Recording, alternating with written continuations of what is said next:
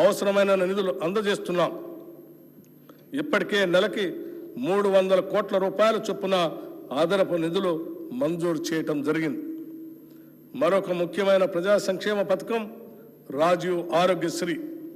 ఈ పథకం కింద మా హామీ ప్రకారం డిసెంబర్ 9, 2023 నుండి వైద్య ఖర్చుల పరిమితిని 5 లక్షల రూపాయల నుండి 10 లక్షల రూపాయల వరకు పెంచడం జరిగింది. గతంలో ఆరోగ్యశ్రీ కింద చెల్లించవలసిన బకాయిలు చెల్లించనందున ఆసుపత్రుల్లో ఆరోగ్యశ్రీ సేవలు నిలిచిపోయి సామాన్య ప్రజలు తీవ్ర ఇబ్బందులు ఎదుర్కొన్నందున మా ప్రభుత్వం దీన్ని ప్రాధాన్యతగా తీసుకొని గత బకాయిలను కూడా వెంటనే విడుదల చేయటం జరిగింది. భవిష్యత్తులో కూడా ఆరోగ్యశ్రీ కింద వైద్య సేవలకు ఎటువంటి అడ్డంకి లేకుండా అవసరమైన నిధులు చెల్లించడం జరుగుతుంది. మా ప్రభుత్వ హామీల్లో మరో ముఖ్యమైన 2 హామీలు గృహజ్యోతి మరియు 500 రూపాయలకే వంట గ్యాస్ సిలిండర్ సరఫరా.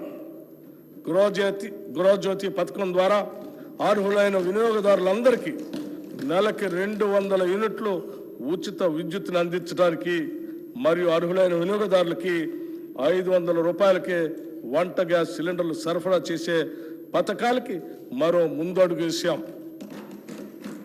ఫిబ్రవరి 4, 2024 రాష్ట్ర మంత్రివర్గ సమావేశం ఈ పథకాల అమలుకి ఆమోదం తెలిపింది.